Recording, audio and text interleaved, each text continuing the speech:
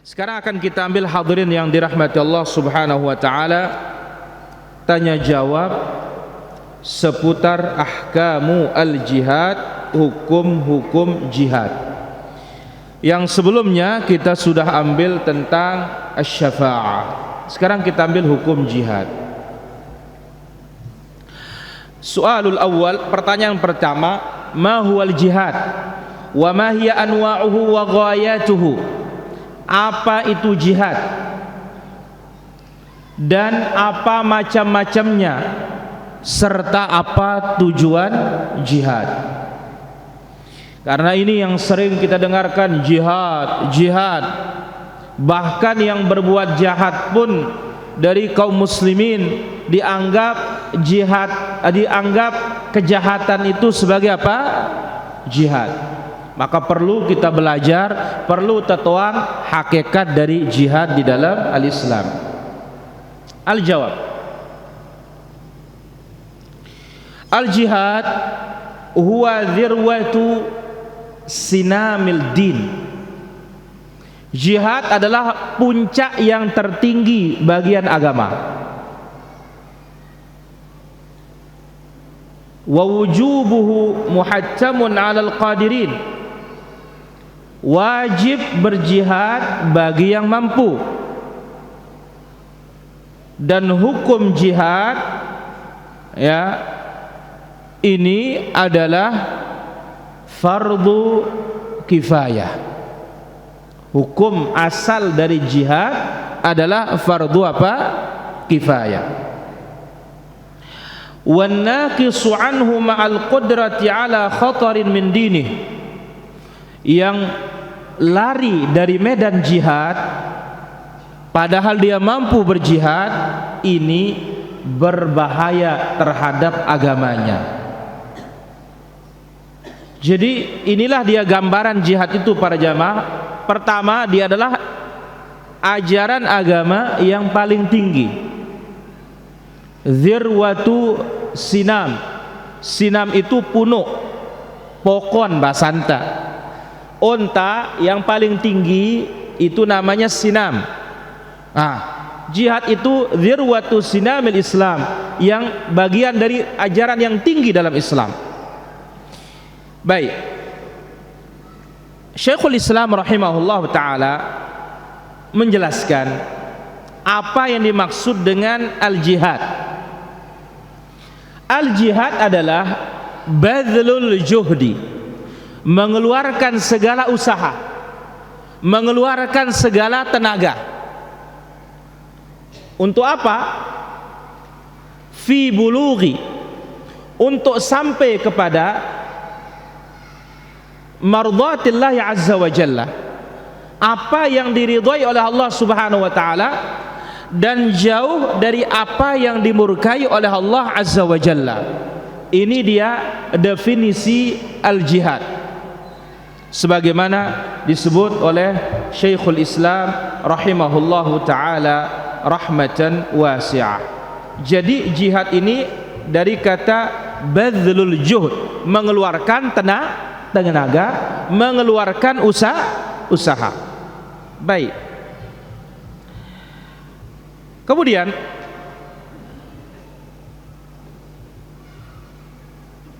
disebutkan jihad yakhtalifu bihasabil istita'ah. Hukum jihad ini tergantung kepada kemampuan. Ketika kaum muslimin lemah, pakailah ayat-ayat makkiyah. Apa ayat-ayat makkiyah? Maafkan, sabar. Ketika kaum muslimin kuat, pakailah ayat-ayat madaniyah, yaitu apa? Perang, lawan. Maka jihad itu tidak satu hukum para hadirin rahmati Allah azza wa jalla. Ketika kaum muslimin lemah, ketika kaum muslimin tidak punya kekuatan, lantas musuh terus menganiaya kaum muslimin, tapi kita tidak punya kekuatan, sabar, maafkan. Maka lihat Nabi SAW ketika keluarganya Ammar bin Yasir disiksa. Keluarga siapa? Ammar bin Yasir disiksa.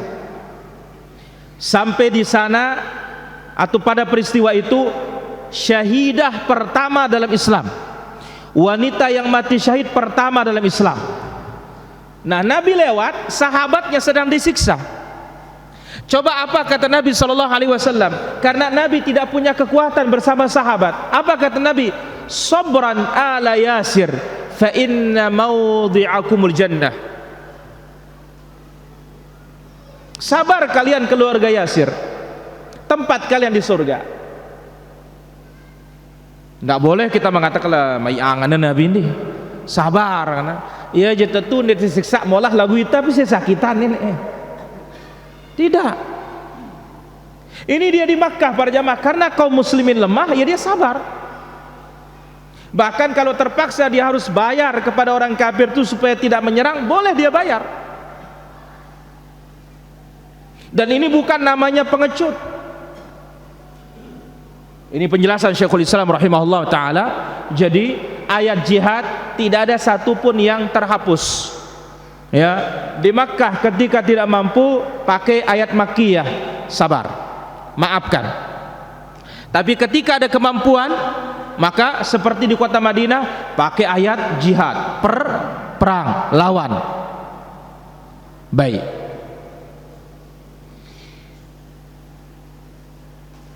Maka lihat di dalam Al-Quran, waktu Nabi SAW di Makkah tetap disuruh berjihad, tetapi sesuai kemampuan. Apa kata Allah dalam suratul Furqan ayat 52? Wajahidhum bihi jihadan kabira. Perangilah mereka dengan peperangan besar. Apa artinya? Yakni bil Quran.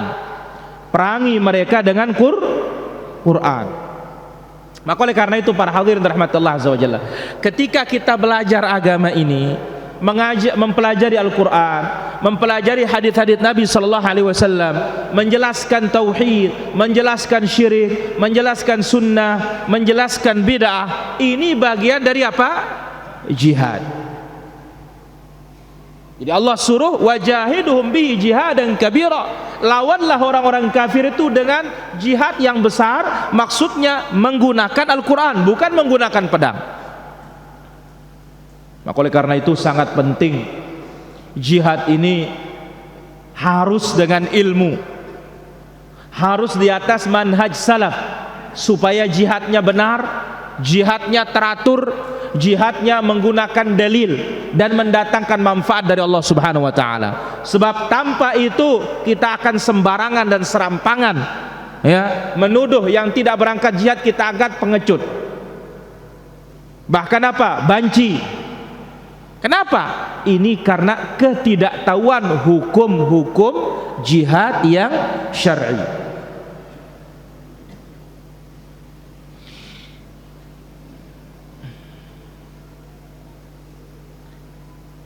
Wa alaihi yumkinu bayanu annal jihad arba'atu anwa'. Dan jihad itu ada 4 macam. Ada berapa? 4 macam. Pertama, jihadus syaitan, jihad melawan syaitan. Nah, kita berperang para hadirin rahmatullah azza wa jalla, melawan godaan-godaan syaitan ini termasuk apa? Jihad. Iya, ketika dalil menyebutkan jihad fi sabilillah secara umum artinya perang. Tetapi ya, ketika dirincikan jihad niki ada 4 macam. 1, jihad melawan syaitan.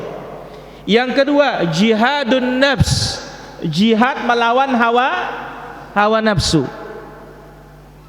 Ya, kita yang biasa riba, tiba-tiba dengar hukumnya haram, sementara masih senang, ini perang kita. Lanjut apa ya? Ampu apende, terus bergejolak. Kita mampu menghentikan dia, menang lawan setan, menang lawan hawa, jihad. si biasa ngisap siwak setan ini tagah pewah ngakan sesianguna pedis todok pe ya Allah kumbe kan ini kemauan kita sangat pengen tetapi kita lawan dia, sabar kita. Ini jihad melawan nafsu. Nanti ada kawan-kawan yang ngajak kakak BP coba ke jemaah petobat. Lamun pe kanceita BP merokok, lamun kaca batur pe beyak pe merokok. Ya, lawan dia. Ternyata tidak mau kita jihad melawan setan manusia, jihad melawan hawa nafsu. Maka itu sebabnya Nabi SAW bersabda apa? Al-mujahid man jahada nafsahu fi ta'atillah. Yang namanya orang berjihad itu adalah yang mampu menundukkan dan mengalahkan jiwanya untuk taat kepada Allah. Ini namanya orang berjihad. Kalau dirinya tidak mampu ditaklukkan, apalagi menaklukkan orang-orang kafir. Wal muhajir man hajara ma nahallahu an. Adapun orang yang berhijrah, yang dinamakan orang berhijrah adalah orang-orang yang meninggalkan apa yang dilarang oleh Allah Subhanahu wa taala. Jadi kita tinggalkan larangan-larangan Allah itu berarti kita sudah hijrah. Dulu suka syirik, berhenti syirik, ini hijrah. Dulu suka berbuat bidah, berhenti berbuat bidah, ini namanya hijrah. Dulu ahli maksiat, berhenti maksiat, ini namanya apa? Hijrah. Baik. Yang ketiga, jihadul kuffar. Jihad melawan orang-orang kafir, berperang melawan orang-orang kafir. Tapi ingat, tidak semua kafir yang diperangi. Yang diperangi itu hanya satu saja. Dia disebut dengan kafir harbi, yang mengumumkan peperangan dengan kaum muslimin. Karena ada beberapa kafir yang lain tidak boleh untuk diperangi. Zimmi, yang hidup di bawah naungan negeri Islam. Muahad, yang ada perjanjian damai. Musta'man, yang minta suaka jaminan keamanan. Tiga ini nggak boleh untuk diganggu. Yang diboleh hanya satu saja, yaitu kafir harbi. Yang keempat, jihadul munafiqin wa arbabul bid'ah. Jihad melawan orang-orang munafikin dan tokoh-tokoh dan pelaku-pelaku bid'ah. Tentunya jihad melawan mereka dengan dalil, bukan dengan fisik. Ya, jihad dengan apa? Dalil. Kita jelaskan, kita tegakkan hujjah Alkitab wa sunnah atas mereka. Ini dia poin yang pertama, makna jihad dan macam-macamnya. Baik, poin yang berikutnya, limadza syuri'al jihad. Apa sebab disyariatkan untuk berjihad? Dan di sini nampak apa hikmah, apa tujuan dari apa? Al-jihad. Yang pertama, muqawamatus syirk wal musyrikin, melawan kesyirikan dan orang-orang yang berbuat kesyirikan. Karena Allah Azza wa Jalla tidak menerima syirik selama-lamanya. Maka Allah sebutkan dalam suratul Baqarah, dan ini yang kita bahas di kajian Ahad pagi takhassus, yaitu firman Allah Azza wa Jalla, wa qatiluhum hatta la takuna fitnah. Perangi mereka supaya tidak ada fitnah. Fitnah di sini asyirku, supaya jangan ada kesyirikan. Baik. Dan Allah menyebutkan wal fitnatu akbaru minal qatl. Satu ayat, wal fitnatu asyaddu minal qatl. Fitnah di sini artinya syirik. Syirik itu lebih besar daripada pembunuhan. Syirik itu lebih dahsyat daripada peperangan. Dan tidaklah Allah syariatkan perang melainkan dengan sebab kesyirikan. Ini yang pertama, melawan kesyirikan dan melawan orang-orang yang berbuat syirik. Yang kedua, izalatul aqabat allati ta'taridu sabilid da'wati ila Allah atau sabilad da'wati ila Allah. Menghilangkan hambatan-hambatan dakwah, Ini dia fungsi jihad yang kedua, menghilangkan penghambat dakwah. Karena ingat, dakwah ini tidak mulus, ada saja ujiannya, ada saja cobaannya. Kalau bukan dari diri kita, dari keluarga. Kalau bukan dari keluarga, dari orang luar. Kalau bukan dari orang luar, yaitu apa? Dari musuh-musuh kafir, munafik, musyrik, dan yang lainnya. Ini fungsi dan sebab disyariatkan jihad, yaitu apa? Menghilangkan rintangan-rintangan yang menghalangi dakwah. Yang ketiga, himayatul aqidah min kullil akhtar allati tuhaddiduha, menjaga akidah dari seluruh bahaya yang mengancam. Sebab apa para hadirin rahmati Allah azza wa jalla? Allah azza wa jalla menyebutkan, wa kadzalika ja'alna likulli nabiyyin aduwan syayatin. Satu ayat, wa kadzalika ja'alna likulli nabiyyin aduwan minal mujrimin. Demikianlah kami jadikan bagi setiap nabi itu ada musuhnya. Nah, sekarang dakwah ini kalau tidak dijaga, maka bisa saja musuh menguasainya. Maka itu sebabnya salah satu hikmah disyariatkan jihad, menjaga akidah dari bahaya yang mengancam. Yang keempat, di antara hikmah disyariatkannya jihad, ad-difa' 'anil muslimin wa an awtanihim, membela kaum muslimin dan membela negeri-negeri kaum muslimin. Sebagaimana sabda Rasulullah sallallahu alaihi wasallam, man qatala duna damihi fahuwa syahid. Siapa yang berperang membela nyawanya mati syahid. Wa man qatala duna nafsihi aw duna mali fahuwa syahid. Siapa yang berperang membela hartanya lalu dia mati, maka matinya mati apa? Syahid. Tayyib. Ini dia masalah yang kedua. Masalah yang ketiga, ma hukmul jihadi fi sabilillah, apa hukum jihad di jalan Allah subhanahu wa ta'ala? Al jihadu wajibun bil mal, berjihad itu wajib dengan harta.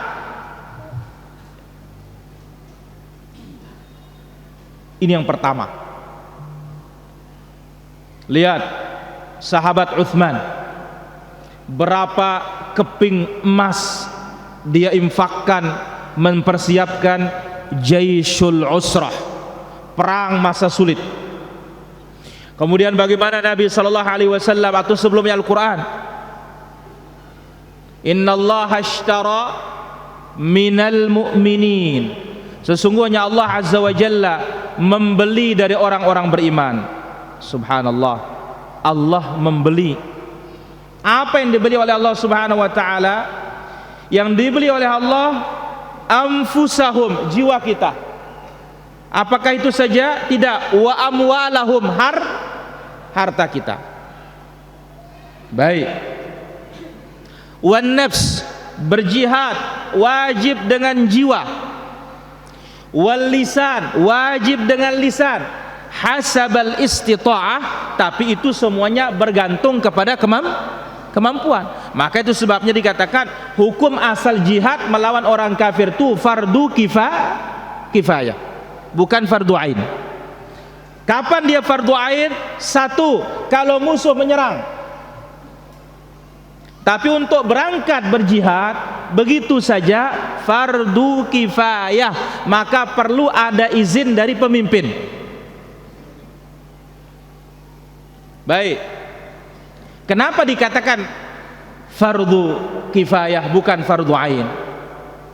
Karena Allah subhanahu wa ta'ala sebutkan dalam Al-Quran, faddalallahu al-mujahidin 'alal qa'idin, Allah lebihkan yang berjihad di atas yang duduk, yang diam. Andai kata fardu ain, enggak mungkin orang yang diam itu diberikan pahala.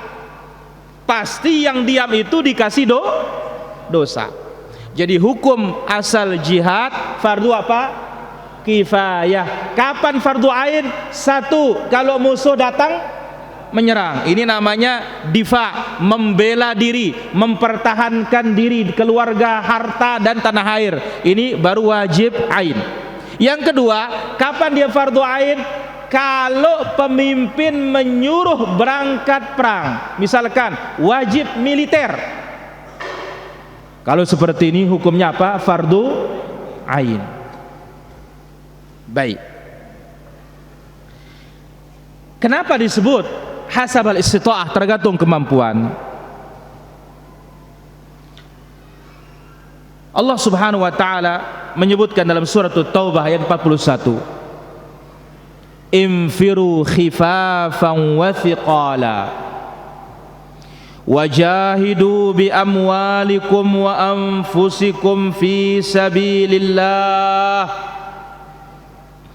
Allah terangkan di dalam surat Taubah ayat yang ke-41 ini, para jamaah, Allah mengatakan infiru, berangkat kalian semua, khifafan wa thiqala, dalam keadaan merasa ringan berangkat ataupun merasa berat, dan berjihadlah bi amwalikum, menggunakan harta, wa anfusikum, menggunakan jiwa. Nah, adapun dalil yang sangat jelas bahwasanya jihad itu adalah fardu kifayah, sebagaimana ayat yang kita sebutkan tadi. Allah Azza wa Jalla menyebutkan faddalallahu al-mujahidin, Allah Subhanahu wa taala melebihkan orang-orang yang berjihad bi amwalihim wa anfusihim, dengan harta dan jiwa mereka, alal qaidin, di atas yang diam, darajah, satu derajat. Jadi lebihnya yang berjihad itu satu derajat ketimbang yang diam. Andai kata semuanya fardu ain, karena namanya fardu ain, masing-masing wajib melaksanakan. Kalau tidak melaksanakan dosa.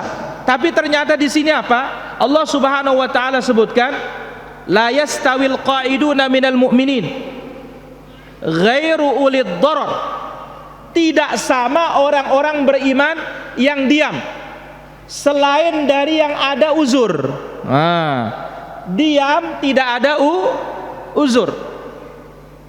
Wal mujahiduna fi sabilillah, tidak sama yang diam dengan yang berjihad dengan harta maupun jiwanya.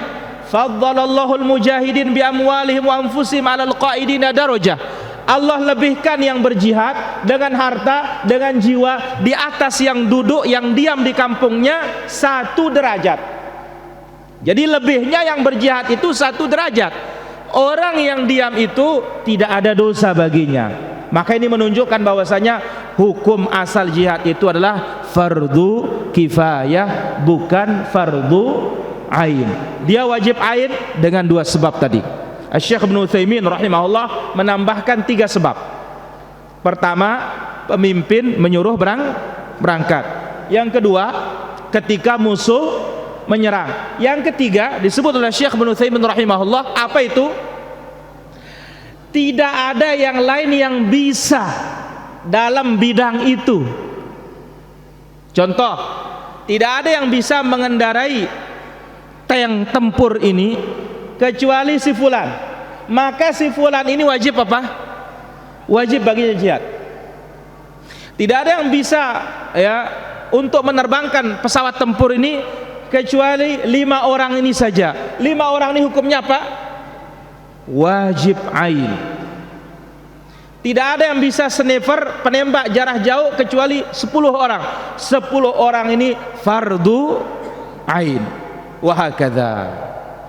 Kemudian Nabi SAW juga bersabda dalam hadis yang diriwayatkan oleh Imam Abu Dawud, jahidul musyrikin bi amwalikum, perangilah orang-orang musyrikin itu dengan harta kalian, wa anfusikum, dengan jiwa kalian, wa alsinatikum, dengan lisan. Maka di sini dia bagian keempat tadi, jihad al munafiqin wa arbabil bidah, jihad melawan orang-orang munafikin dan tokoh-tokoh dan pelaku-pelaku bidah dengan apa? Lisan kita, dengan hujjah, dengan dalil-dalil Al-Quran maupun sunnah Rasulullah sallallahu alaihi wasallam. Ini dia poin yang ketiga berkaitan dengan ahkamu al-jihad, hukum al-jihad. Kemudian poin berikutnya,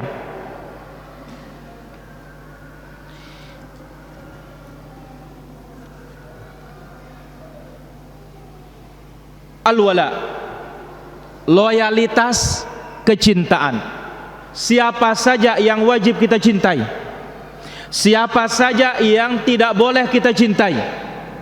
Dan ini adalah salah satu akidah yang mau dirusak oleh orang-orang kafir, mau dirusak oleh orang-orang luar Islam, dari kalangan mustasyriqin, dari kalangan liberal dan yang lainnya. Apa itu? Ingin menghilangkan rasa cinta kepada yang wajib dicintai, rasa benci kepada yang wajib untuk dibenci. Baik, al-wala. Ma huwal wala lil mu'minin? Apa sikap wala kita kepada orang beriman? Al-wala huwal hubbu, cinta, demen, wan nusrah, membela, lil mu'minin al muwahhidin, bagi orang-orang beriman, bagi orang-orang bertauhid. Ini wajib. Maka dimanapun dia berada, di Palestina dia berada, kita wajib apa? Cinta. Dan kita wajib untuk apa? Membela. Tidak bisa kita mengatakan urusan Palestina ya urusan mereka sendiri. Tidak bisa. Kenapa? Karena mereka yang mengikat, atau yang mengikat kita dengan mereka hubungan apa? Al-iman. Baik. Allah Azza wa Jalla berfirman dalam surat At-Taubah ayat 71, wal mu'minuna wal mu'minat ba'dhuhum awliya'u ba'd. Kaum mukminin laki dan perempuan satu sama lainnya awliya'u ba'd, mereka itu saling menyayangi di antara mereka, saling tolong di antara mereka, saling bela di antara mereka. Tidak bisa kita biarkan ya kaum muslimin yang ada di Rohingya, tidak bisa kita biarkan begitu saja. Kaum muslimin di Yaman tidak bisa kita biarkan begitu saja. Sekarang kaum muslimin yang ada di Palestina, di samping keislaman mereka, demikian juga itu kiblat pertama kaum muslimin. Apa itu? Al-Masjidil Al-Aqsa, yang Nabi SAW sebutkan, la tushaddur rihal illa ila thalathati masajid. Tidak boleh mempersiapkan perbekalan kendaraan dengan tujuan ibadah kecuali ketiga masjid: Masjidil Haram, Masjidin Nabawi, Masjidil Aqsa. Wa qala sallallahu alaihi wasallam, kemudian Nabi sallallahu alaihi wasallam bersabda, al mu'min lil mu'min kal bunyan yashuddu ba'duhu ba'dha. Orang beriman terhadap orang beriman yang lainnya taubahnya seperti satu bangunan, satu sama lain saling menguatkan. Tembok menguatkan tiang, tiang menguatkan tembok, tiang dan tembok menguatkan atap, dasar menguatkan tiang. Seperti inilah kita para hadirin rahmati Allah Azza wa Jalla. Maka minimal kita mengirim kepada saudara kita adalah apa? Doa. Minimal itu doa. Sampai Nabi SAW telah menyebutkan tentang istighfar saja. Apa kata Nabi? Man istaghfara lil mu'minina wal mu'minat, barang siapa yang memintakan ampunan bagi kaum mukminin dan mukminat, ghufira lahu, Allah ampuni dia, adadal mu'minina fil ardh, atau kama qala sallallahu alaihi wasallam, Allah ampuni dia sejumlah berapa orang beriman di muka bumi ini. Maka penting doa untuk seluruh kaum muslimin.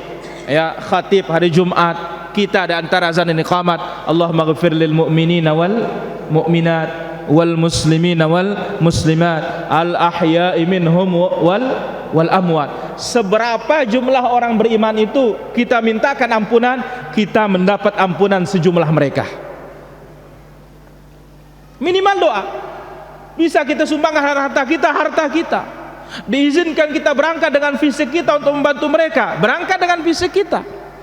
Maka ini kembali kepada apa? Hasabil istita'ah, tergantung kemampuan. Lihat Nabi SAW, sahabatnya disiksa di depan matanya. Nabi SAW bisa mendoakan. Apa kata Nabi SAW? Sabran ala Yasir, fa inna maw'idakumul jannah.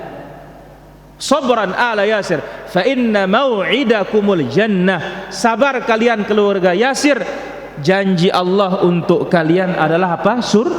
Surga.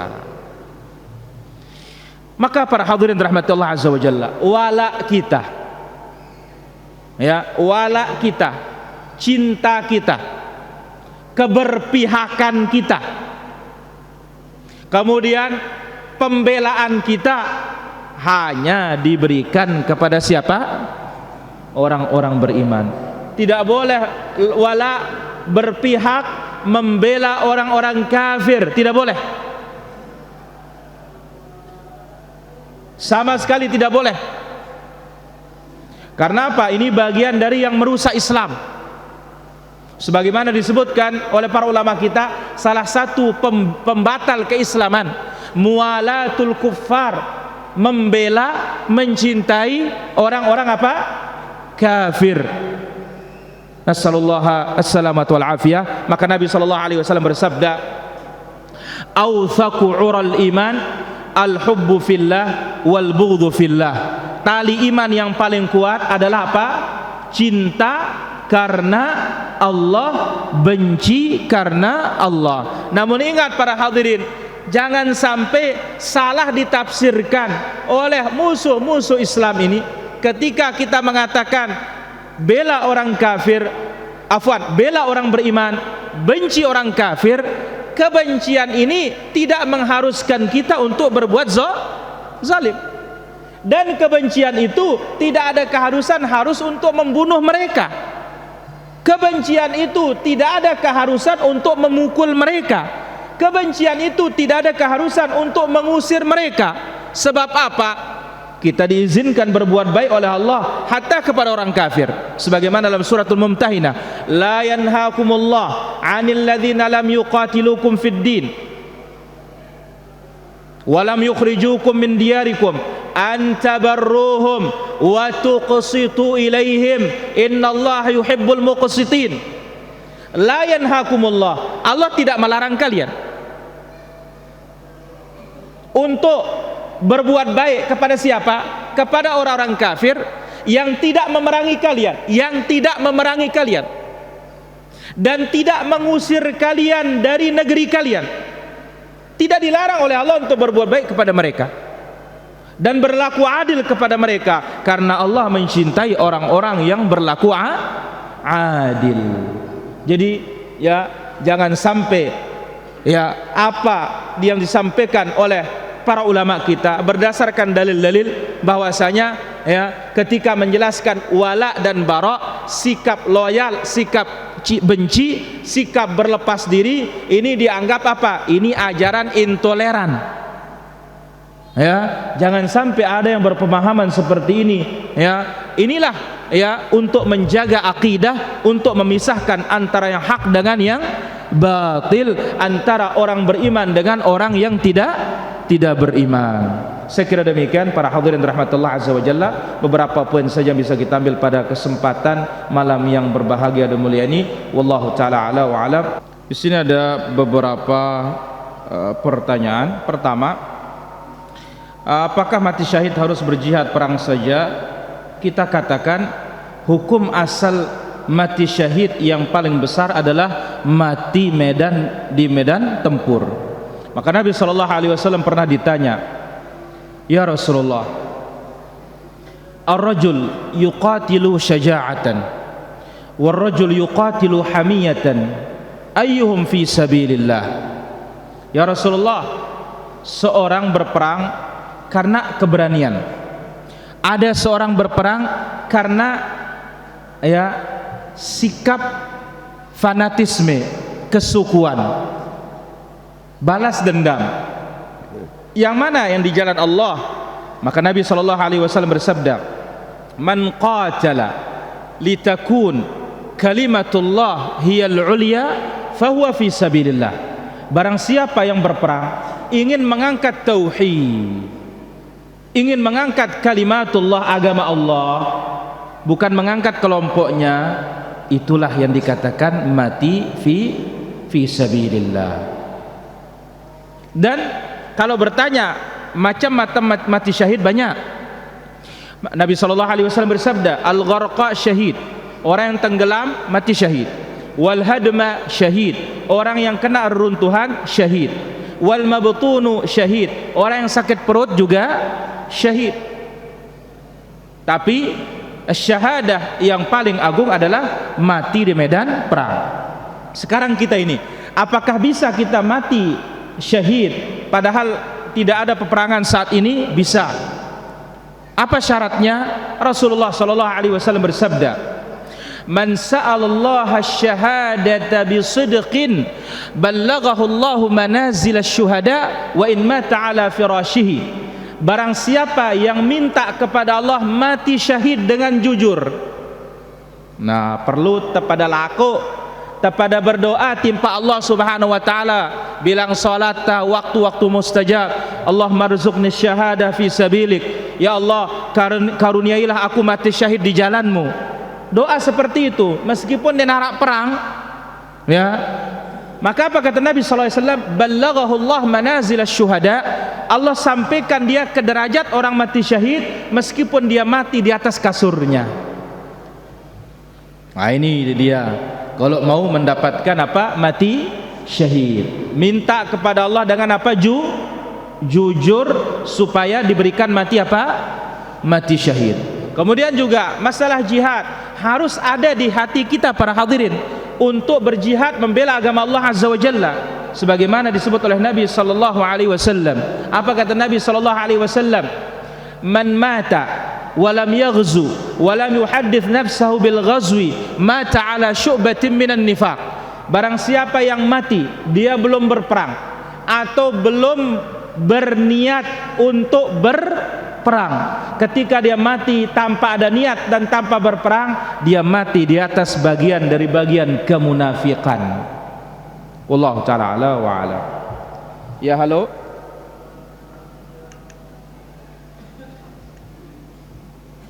Baik. Fitnah wanita di zaman ini sungguh luar biasa. Untuk melawan hal ini apakah salah solusinya menikah, Ustaz? Iya, memang itu solusi dari Nabi sallallahu alaihi wasallam. Tapi ketika tidak mampu, disuruh oleh Nabi sallallahu alaihi wasallam apa? Puasa. Wallahu ta'ala ala wa alam. Ya, halo. Waalaikumsalam warahmatullahi. Silakan pertanyaannya.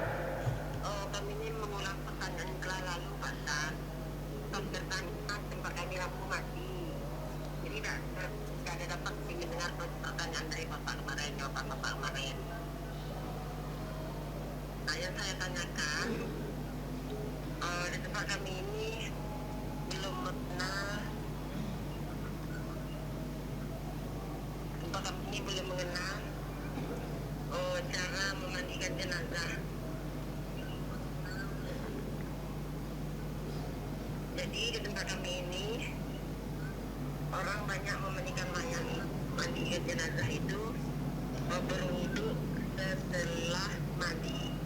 Baik, ditunggu jawabannya. Yang terdapat menurut sunnah itu kan sebelum mandi baru berwudu. Ya, halo. Waalaikumsalam warahmatullahi. Silakan pertanyaannya dari mana? Dari Sulawesi Tenggara. Sulawesi Tenggara, silakan. Bagaimana punya perempuan dan anak laki tidak boleh kiamat. Baik, ditunggu jawabannya. Kalau perempuan, apakah dia diwajibkan salat hingga kiamat atau sama saja langsung sembahyang? Baik. Di tempat kami ada pemandian jenazah itu wuduknya terakhir. Kita katakan silahkan dipraktikkan cara sunnah Nabi SAW. Ketika memandikan jenazah, pertama dibersihkan dulu kotorannya, setelah itu baru diwudukkan, setelah diwudukkan baru dimandikan, dan terakhir menggunakan air kapur barus. Tegakkan sunnah ini, berikan mereka ilmu dan tegakkan sunnah ini, niscaya Allah Subhanahu wa taala akan memberikan kita bantuan dan mendatangkan keridaannya. Wallahu taala ala wa alam. Yang kedua, hukum laki dan wanita tidak ada bedanya dalam masalah salat. Cuma ya, wanita ketika salat di rumah tidak perlu diazan. Ketika sudah mendengar ada azan di masjid, dia cukup qomat, tidak ada masalah. Andai kata tidak qomat pun tidak ada masalah. Wallahu taala ala wa alam. Ada orang memberikan kita zakat beras, setelah kita ambil ada foto calon DPR. Bagaimana yang seperti ini? Kalau itu adalah sedekah tidak ada masalah. Tapi kalau itu maksudnya supaya dipilih, ini namanya sogok menyogok. La'anallahu ar-rashi wal murtashi. Allah melaknat yang menyogok dan disogok. Wallahu taala ala wa alam. Bagaimana cara menenangkan hati dari perbuatan maksiat padahal sudah disertai dengan tobat tapi tetap saja masih bimbang dan takut? Kita katakan inilah dia pengaruh dosa dan maksiat yang disebut oleh Nabi SAW, wal ithmu ma haka fi nafsika. Yang namanya dosa itu mengganjal di mana? Di hati. Ini dosa. Tapi bagi siapa yang mengganjal? Bagi orang yang masih hatinya bersih. Tapi kalau orang yang hatinya sudah tenggelam dengan maksiat, tidak ada yang mengganjal, itu biasa saja sudah. Ya, makanya seperti itu. Terus kembali kepada jalan Allah Azza wa Jalla dan pelajari agama ini dengan benar dan dekati orang-orang yang bertakwa. Wallahu taala ala wa alam. Bagaimana cara menghadapi tetangga yang sangat jahat terhadap tetangganya? Berbuat baik kepadanya.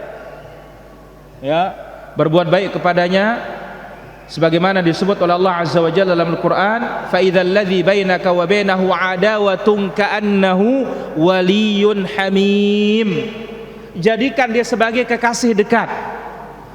Dan ini dia, kalau manusia memusuhi kita, dibaikin insyaallah dia luluh. Berbeda dengan setan, kalau dibaikin tambah jahat dia. Kalau setan itu harus ta'awudz, minta perlindungan kepada siapa? Allah Subhanahu wa taala. Enggak bisa dibaikin. Jadi setan kalau minta hati maunya jantung. Ya, sudah minta satu sesajen nanti aneh-aneh lagi maunya. Yang akhirnya kita akan diajak berbuat kafir kepada Allah Subhanahu wa taala. Wallahu taala ala wa alam. Hewan yang jelek tidak bisa dizakatkan, dikorbankan ya kah? Sebaiknya diapakan Ustaz? Ya dimakan biasa. Ya, atau dijual kalau ada yang mau beli dia dengan harga murah. Wallahu taala ala wa alam. Baik, kita angkat menelpon. Ya. Assalamualaikum warahmatullahi wabarakatuh. Waalaikumsalam warahmatullahi. Silakan pertanyaannya.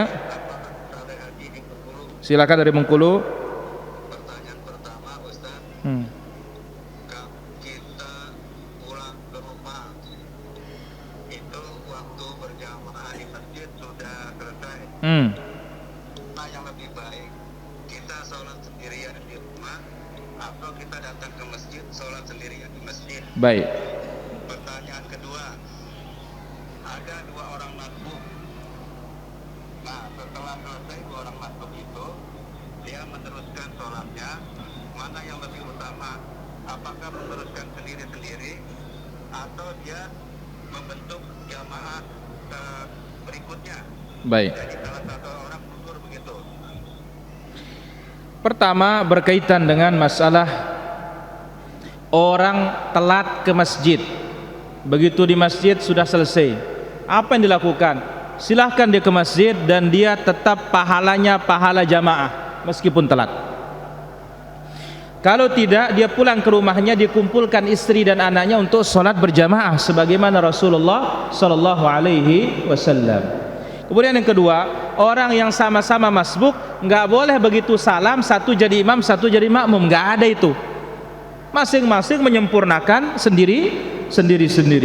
Nanti 5 orang masbuk, begitu salam imam, satu jadi imam maju. Mana ada dalilnya itu seperti itu?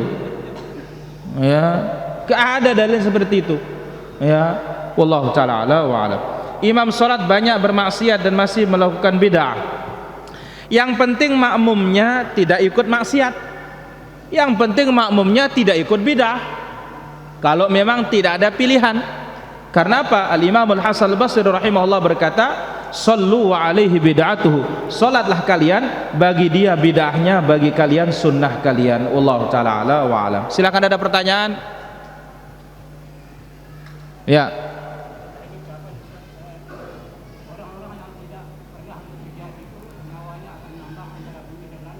Saya tidak tahu itu. Wallahu taala ala wa alam. Ada lagi pertanyaan? Ya, Senul.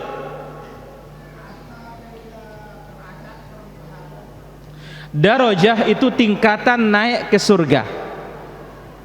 Adapun pahala upah dari amal solehnya. Wallahu taala ala wa alam. Ya, halo.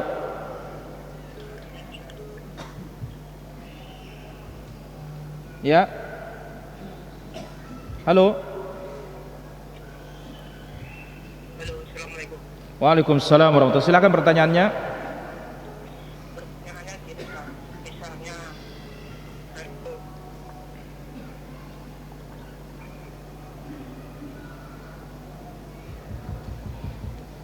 Baik. Ada seorang dalam keadaan sakaratul maut, dia minta tolong pada orang yang ada di dekatnya untuk menyedekahkan beberapa harta pada orang miskin. Apakah sedekahnya saat sakaratul maut diterima oleh Allah? Amal soleh hatta sakaratul maut, setelah mati tetap diterima oleh Allah asal sesuai dengan cara sunnah. Cuma jelas berbeda, mana lebih afdal, sedekah waktu sakit atau waktu sehat? Ya jelas sedekah waktu sehat. Allah taala ala wa ala. Baik, ada lagi pertanyaan? Ya, Acit.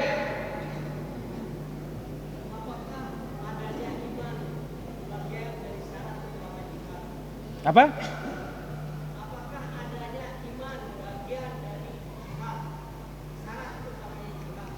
Ya harus dong. Kalau enggak beriman, apa matinya nanti, Acit? Mati kesaid ke? Dan Allah tidak akan menangkan kalau tidak adanya iman. Wallahu taala ala wa alam. Orang tua menghibahkan kepada anaknya, tidak memakai peraturan membagi warisan, apa hukumnya? Kita katakan bahwasanya hibah harus sesuai dengan aturan faraid.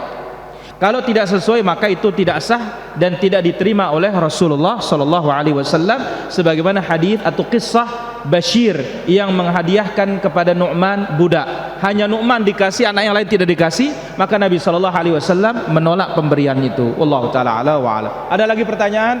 Ya. Sebagian orang selesai sholat itu dia mengimami, apakah termasuk bid'ah?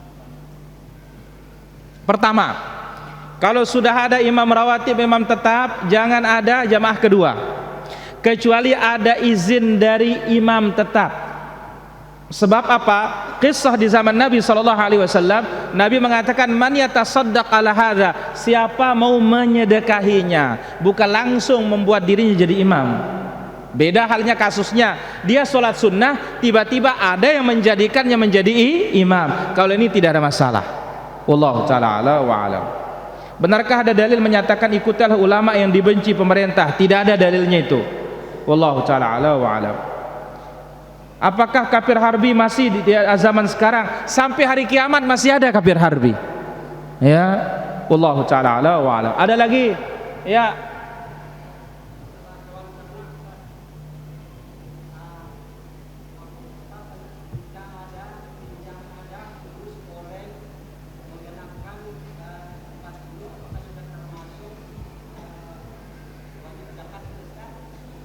Kita katakan Sapi 30 minimal sudah wajib kena zakat. Kambing 40, onta 5, itu sudah dia, dan cukup setahun. Ya, kalau sudah cukup setahun wajib kena zakat. Wallahu taala ala wa alam. Ya, halo. Assalamualaikum. Waalaikumsalam warahmatullahi. Dari mana? Dari Lampung Timur, Pak. Lampung Timur, silakan. Tanya, misalnya kita menjadi mau sholat berjamaah, waktu kita sampai ke masjid, imam membaca Al-Fatihah, apakah kita membaca doa iftitah Baik. atau kita mendengarkan imam membaca Al-Fatihah rakaat yang pertama, yang kedua. Baik, cukup itu. Sholat sunnah qobliyah duhur itu kan 4 rakaat. Terus apa bisa dijadikan 2 rakaat dan digabung dengan sholat tahiyatul masjid. Terima kasih, jazakallahu khairan. Baik. Kita katakan bahwasanya qabliyah zuhur 4 rakaat sekaligus paling afdal. Tapi kalau mau dua-dua juga boleh. Dan boleh digabung dengan tahiyatul masjid. Wallahu taala ala wa alam. Baik, apa hukumnya baca Quran di masjid pakai pengeras suara? Hukumnya haram. Kenapa? Karena Rasulullah sallallahu alaihi wasallam bersabda, la yajhar ba'dukum ala ba'din bil Quran. Tidak boleh sebagian kalian mengangkat suaranya di atas sebagian yang lainnya dengan bacaan Quran, apalagi menggunakan pengeras suara. Beda kalau orang sedang sholat, ya, supaya makmum yang jamaah-jamaah yang sekeliling itu supaya segera naik, itu maslahat, tidak ada masalah. Wallahu taala ala wa alam. Saudara tidak pernah sholat tapi matinya tenggelam di muara, apakah termasuk mati syahid? Mati sakit. Bagaimana musahid dia tidak pernah ibadah kepada Allah azza wa jalla? Wallahu taala ala wa alam. Ada lagi pertanyaan? Bagaimana kalau anaknya sudah senang menurut pilihannya, tapi orang tuanya tidak setuju? Lihat dulu ketidaksetujuannya apa sebabnya. Apakah karena duniawi? Kalau karena duniawi itu tidak bisa menjadi ukuran. Tapi dia tidak setuju orang tuanya karena agamanya si anak perempuan ini tidak beres, wajib patuh kepada orang tua. Wallahu taala ala wa alam. Saya kira demikian apa bisa kita ambil pada kesempatan malam yang berbahagia dan mulia ini. Mohon maaf atas segala kekurangan dan kesalahan. Wal ilmu indallah. Wa sallallahu wasallam wa baraka ala abdika wa rasulika Muhammad wa ala alihi wa sahbihi ajma'in. Walhamdulillahi rabbil alamin. Wassalamu alaikum warahmatullahi wabarakatuh.